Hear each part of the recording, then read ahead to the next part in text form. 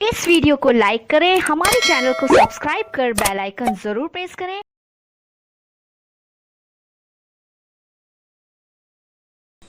Hello दोस्तों, आप सभी का हमारे चैनल स्टडी ग्रुप एजुकेशन में स्वागत है। आज के इस वीडियो में हम छत्तीसगढ़ शिक्षक भर्ती के लिए एक महत्वपूर्ण टॉपिक क्षेत्रफल पर आधारित प्रश्नों को देखेंगे। आज का हमारा यह वीडियो क्षेत्रफल पर आधारित दूसरा वीडियो है। पहले वीडियो में हमने बेसिक देखा था कि क्षेत्रफल क्या होते हैं, कौन कौन से टाइप के आपके चित्र होते हैं और उनके फार्मूले क्या होते हैं। आज हम एडवांस लेवल के क्वेश्चन देखेंगे। तो चलिए वीडियो स्टार्ट करते हैं। ऑलरेडी हमारे चैनल पर मैथ्स के बहुत सारे वीडियो उपलब्ध हैं। आप अगर ये वीडियो अच्छी लगेगी तो आप उन सभी वीडियो को भी देख सकते हो। चलिए क्वेश्चन देखते हैं। पहला प्रश्न है, एक आयताकार पार्क 110 मीटर लंबा तथा 65 मीटर चौड़ा है। एक आयताकार पार्क है 110 मीटर लंबा तथा 65 मीटर चौड़ा है। इसके अंदर चारों ओर 2.5 मीटर चौड़ा रास्ता बनाया जाता है। इसके अंदर एक रास्ता बनाना है जिसकी चौड़ाई रहेगी 2.5। तो आपका रास्ता कुछ इस प्रकार होगा। इसके चारों ओर इसकी चौड़ाई होगी 2.5 मीटर। इस रास्ते पर 6 रुपए प्रति वर्ग मीटर की दर से रोड़ी बिछाने का खर्च क्या होगा। यहाँ पर मान लीजिए आप पत्थर बिछा रहे हो 6 रुपए प्रति वर्ग मीटर के हिसाब से। तो आपको सबसे पहले इस एरिया को फाइंड करना है कि इसका क्षेत्रफल कितना होगा। इसका क्षेत्रफल ज्ञात करने के लिए आपके दो तरीके हैं। एक तरीके में आप अगर बाहर का जो क्षेत्रफल है उससे अंदर के क्षेत्रफल को माइनस कर दोगे तो आपको ये वाला क्षेत्रफल मिल जाएगा। या फिर आप इसे 2.5 ले लीजिए और इसका लंबाई चौड़ाई को निकाल कर भी आप अलग से सॉल्व कर सकते हो। तो चलिए हम पहला वाला मेथड देखते हैं। हम सबसे पहले बाहर का एरिया निकालते हैं कि बाहर का एरिया क्या होगा। तो इसका होता है लंबाई गुणा चौड़ाई। तो इसको नॉर्मल आप गुणा कर दोगे तो आपको बाहर का मिल जाएगा। इसे गुणा करने पर आपको मिलेगा 0। इसे 11 को 5 से करोगे तो 11 पंचे 55 होता है। 5 हासिल आया, 11 छक्का 66 और 66 और 5 71 होता है। तो ये हुआ आपके बाहर वाले का क्षेत्रफल। अब अंदर वाले का क्षेत्रफल निकालते हैं। तो इस चीज को आपको समझना पड़ेगा। देखिए अंदर वाले क्षेत्रफल की अगर आप लंबाई देखोगे तो ये उसकी लंबाई होगी। लंबाई ज्ञात करने के लिए आपको दोनों साइड से 2.5 और 2.5 को बाहर करना होगा, तब आपको इसकी लंबाई मिलेगी। 2.5 और 2.5 होता है टोटल 5। अगर आप इसको जोड़ दोगे तो आपको 5 मिलेगा। 2.5 और 2.5 5 होते हैं। तो अगर आप इस टोटल लंबाई में से 110 में अगर 5 को माइनस कर दोगे तो आपको इसकी लंबाई मिल जाएगी। तो 110 में अगर 5 को माइनस कर दोगे तो आपको मिलेगा 105। उसी प्रकार आपको चौड़ाई में भी करना है। चौड़ाई में दोनों साइड 2.5 अलग हो जाएंगे। तो आपको 65 में टोटल 5 को माइनस करना है तो आपको मिलेगा 60।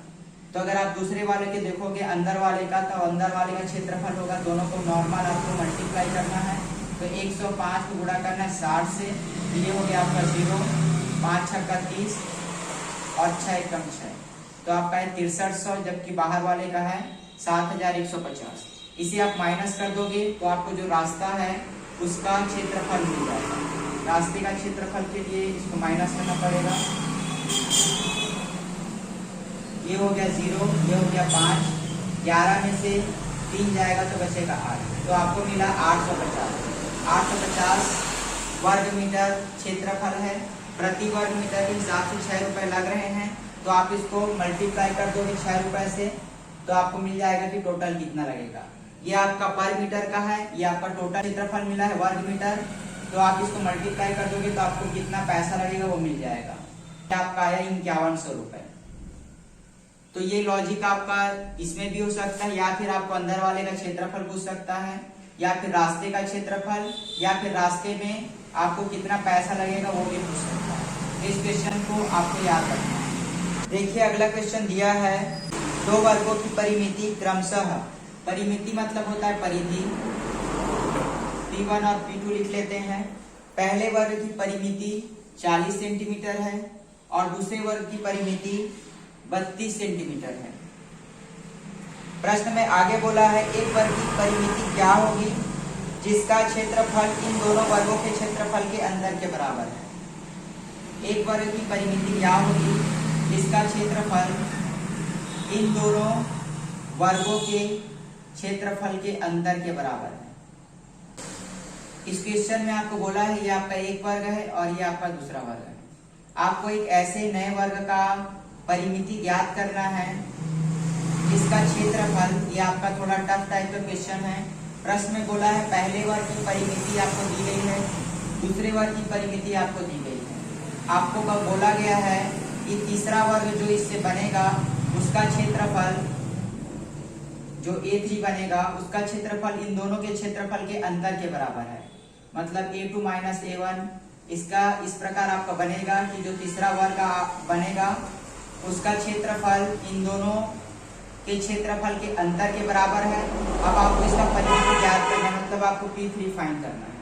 तो देखिए ये आपका बस समझने के लिए आपका कठिन है शुरुआत में, अगर आप इसको समझ गए होगे तो आप आसानी से बना सकते हो। वर्ग का परिमिति अगर आप देखोगे तो परिमिति इसका बाहरी सरफेस होता है, तो इसका जो भुजा की लंबाई है वो बराबर होती है। तो परिमिति इसका बाहरी सरफेस में अगर आप चलोगे तो पहले आपको A मिलेगा, फिर A, फिर A, फिर A। तो आपका अगर इसको जोड़ दोगे तो आपको 4A मिलेगा, तो इसकी परिमिति होती है 4A। इसको पहले का परिमिति दिया है 40, तो A का मान आपका निकल जाएगा 40/4। इसे काट देंगे तो आपको मिलेगा 10।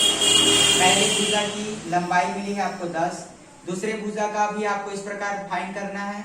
4A equal to 32, A equal to 32/4, इसे कटा देंगे तो 4 8 32, तो A बराबर आया आपका 8।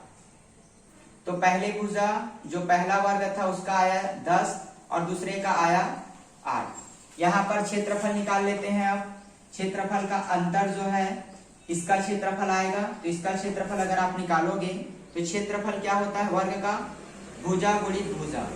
तो ये हो जाएगा आपका 10 गुणा 10 घटाओ ये हो जाएगा 8 गुणा 8, ये आपका हो जाएगा 100 माइनस 100, तो आपका आ जाएगा 36। A3 का मान आया 36। अब A3 की अगर आप भुजा निकालोगे तो इसका होता है भुजा A², क्षेत्रफल होता है A², तो A² का मान दिया क्षेत्रफल 36, तो यहाँ पर A का मान आ जाएगा आपका 6। 36 का अगर आप वर्गमूल निकालोगे, A² बराबर 36 दिया है, तो A बराबर √36 होगा और √36 का मान होता है 6। तो यहाँ पर आपको भुजा मिल गई A। अब अगला बोला है इसकी परिमिति ज्ञात कीजिए, तो परिमिति आपका वही होगा 4A तीसरे का, तो तीसरे के लिए 4 × 6 रख देंगे तो 6 चौक 24, तो आपका तीसरे का परिमिति आया 24। तो इस चीज को आपको समझना है। क्षेत्रफल पर आधारित हमारे जो फार्मूले हैं और बेसिक क्वेश्चन है उसके लिंक आप डिस्क्रिप्शन बॉक्स में जाकर देख सकते हो। इसके बाद आपको ये ज्यादा अच्छे समझ आएगा। आज के इस वीडियो में हम केवल और केवल एडवांस लेवल के क्वेश्चन देखेंगे। देखिए अगला क्वेश्चन दिया है, एक कमरा 5 मीटर 44 सेंटीमीटर लंबा, एक कमरा है जो 5 मीटर 44 सेंटीमीटर लंबा है, 3 मीटर 74 सेंटीमीटर चौड़ा है। के फर्श में कम से कम कितने वर्गाकार टाइलें आएंगी। ठीक है, इसमें टाइल्स लगाना है तो कितने वर्गाकार टाइल्स इसमें लगेगी, इस टाइप का प्रश्न आपका पूछा जाता है परीक्षा में। तो ये आपका मूल रूप से महत्तम समापवर्तक पर आधारित प्रश्न है। देखिए ये आपका सेंटीमीटर में दिया है और ये भी आपका मीटर और सेंटीमीटर में दिया है, तो आपको इसको 1 यूनिट में कन्वर्ट कर लीजिए। पहले इसको सेंटीमीटर में कन्वर्ट कर लेते हैं, तो मीटर को अगर आप सेंटीमीटर में कन्वर्ट करोगे तो 100 से गुणा करना पड़ता है, प्लस ये ऑलरेडी सेंटीमीटर में है तो इसे ऐसे ही लिख देंगे। ये आपका 500 हो जाएगा और जोड़ देंगे तो 544, तो 544 सेंटीमीटर आ गया। ये भी आपका कुछ इसी प्रकार बनेगा, तो ये आ जाएगा 374 सेंटीमीटर। अगर आप ध्यान से देखोगे तो जो टाइल्स है वो वर्गाकार है, तो वर्गाकार के लिए आपको इन दोनों का एक ऐसा निकालना है, ऐसा कॉमन जो दोनों में, अर्थात आपको इसका महत्तम समापवर्तक निकालना है। देखिए देखते हैं महत्तम समापवर्तक इसका किस प्रकार निकलेगा। महत्तम समापवर्तक होता है दोनों में जो भी आपका कॉमन होगा, तो दोनों को आपको अलग अलग निकालना है, 544 और 374। इसे 2 से करते हैं, 2 दूनी 4, 2 सत्ते 14, 2 दूनी 2 एक कम, 2 तिया 6, 2 छक्का 12, 2 छक्का 12, 2 अट्ठे 16। फिर इसे 2 से करेंगे तो 2 तिया 6, 2 चौक, फिर इसे 2 से करेंगे तो 17 और इसके बाद ये 17 से जाएगा। इसको भी करते हैं 2 से, 2 एक कम 2, 2 अट्ठे 16, 2 सत्ते 14। फिर ये आपका 2 से नहीं जाएगा, इसको 17 से करते हैं, 17 एकम 17, यहाँ पर एक बचेगा 17 एकम 17, यहाँ पर ये 11 से जाएगा। इसको आपको 11 से पहले करना है, फिर 17 से करना है।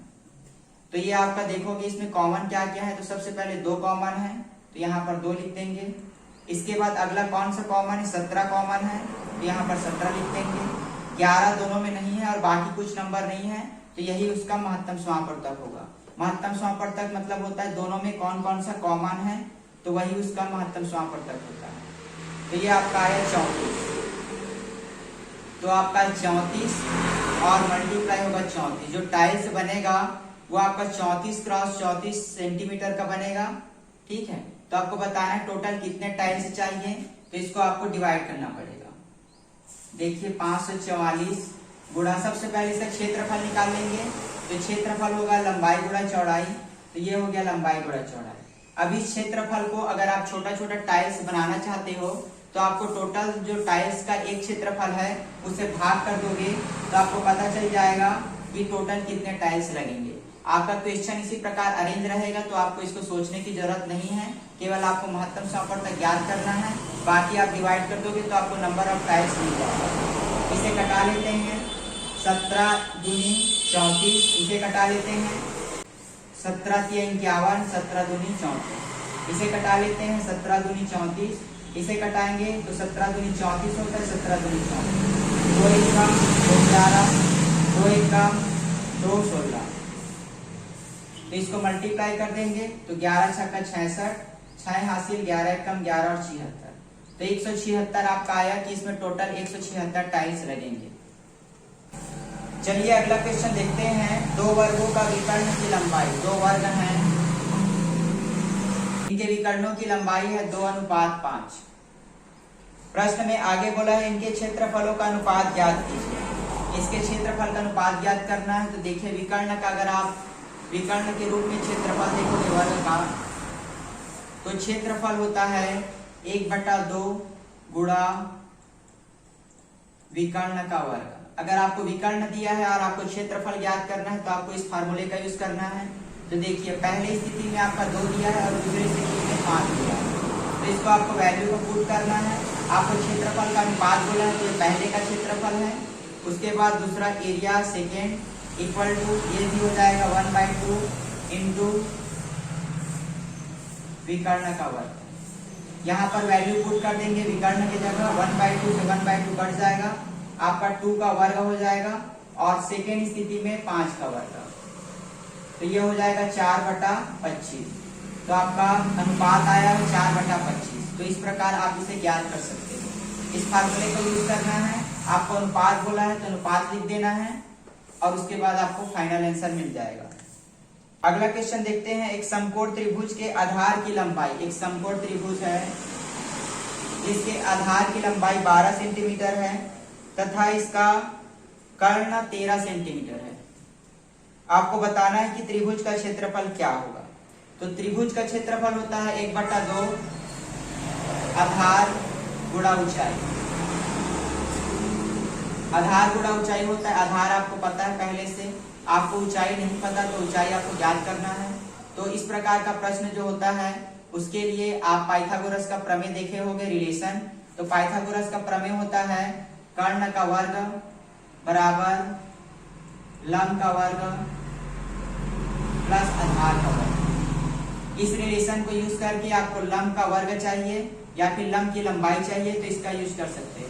कर्ण का मान है 13, तो 13 का वर्ग बराबर लंब को l लिख देते हैं, l का स्क्वायर प्लस आधार है 12, तो 12 का वर्ग।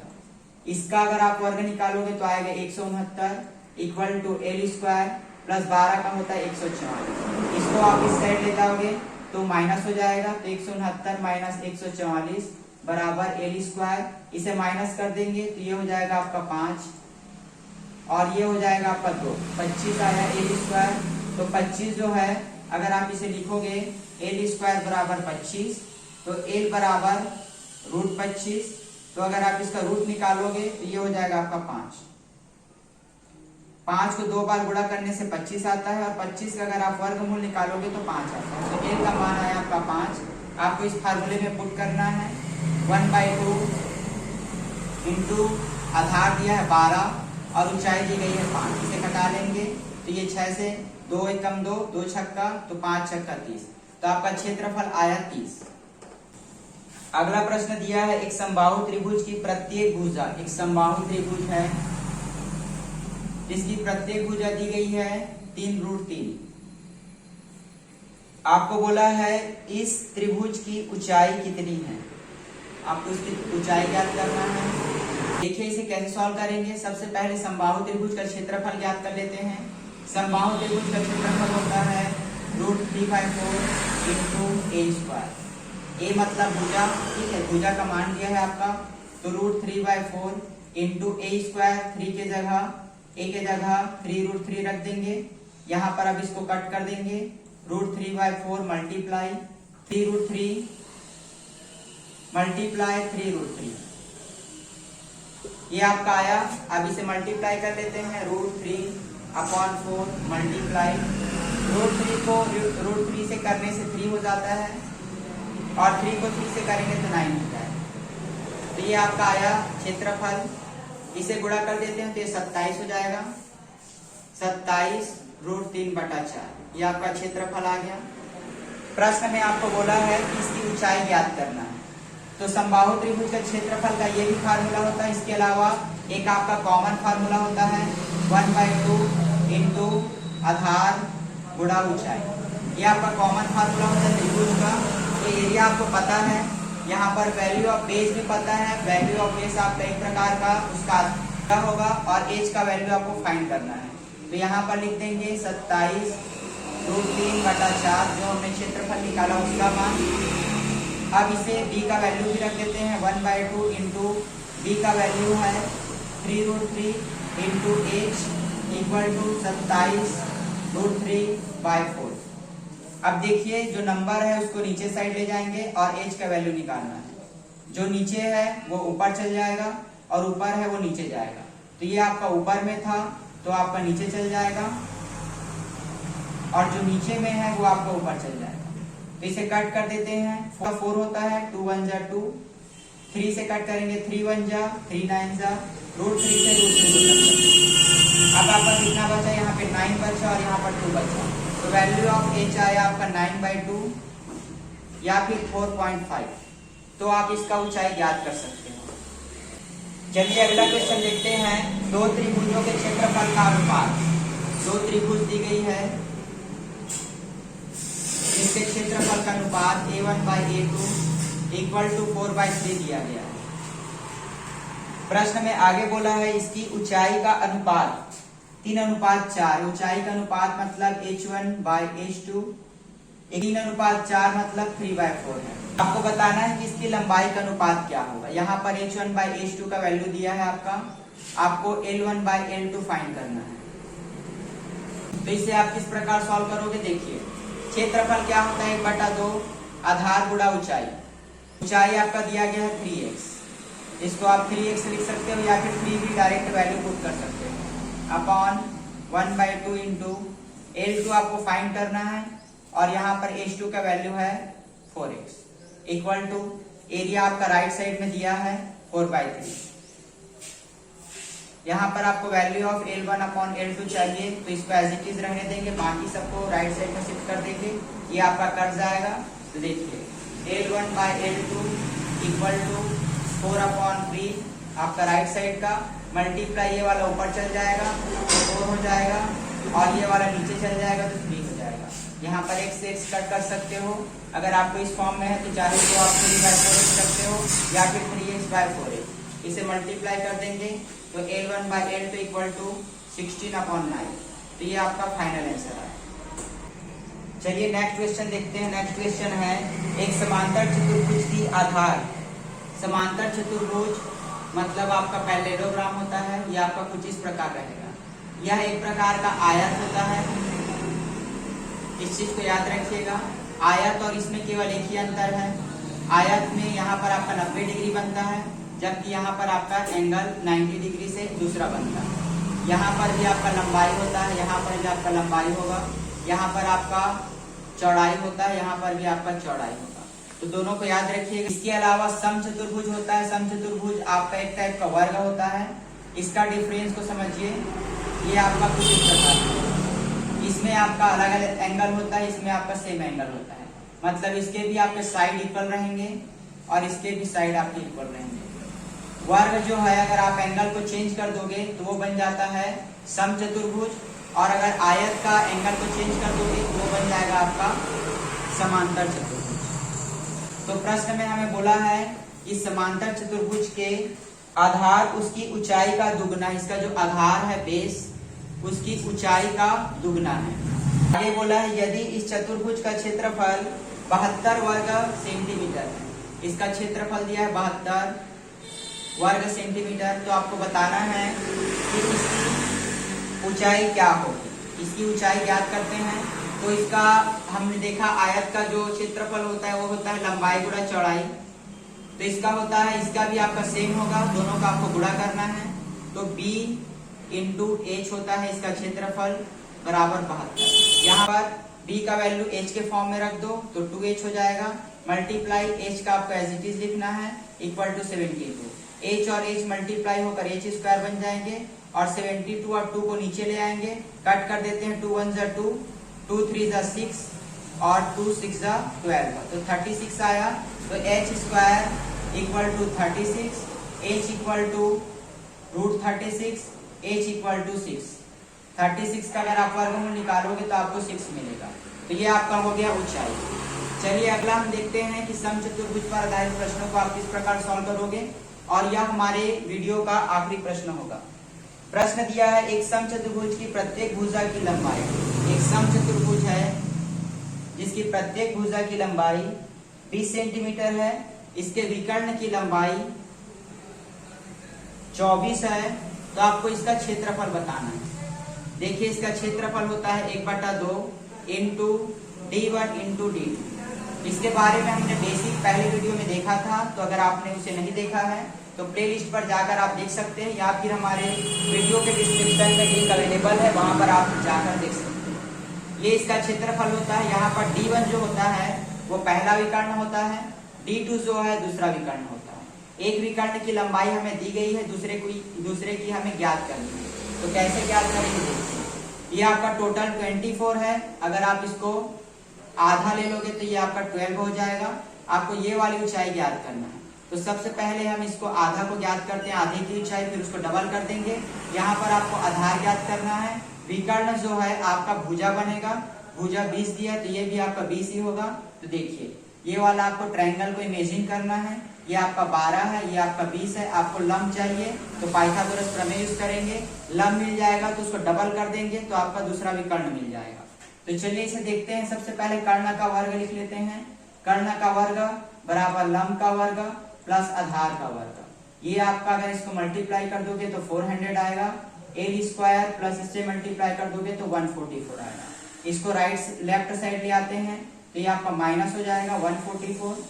इसे माइनस कर देते हैं तो ये 6 हो जाएगा, ये आपका 5 हो जाएगा और ये हो जाएगा आपका 2। 256 इक्वल टू एल स्क्वायर। तो इसका अगर आप रूट निकालोगे 256 तो आपको मिलेगा वैल्यू ऑफ एल 16।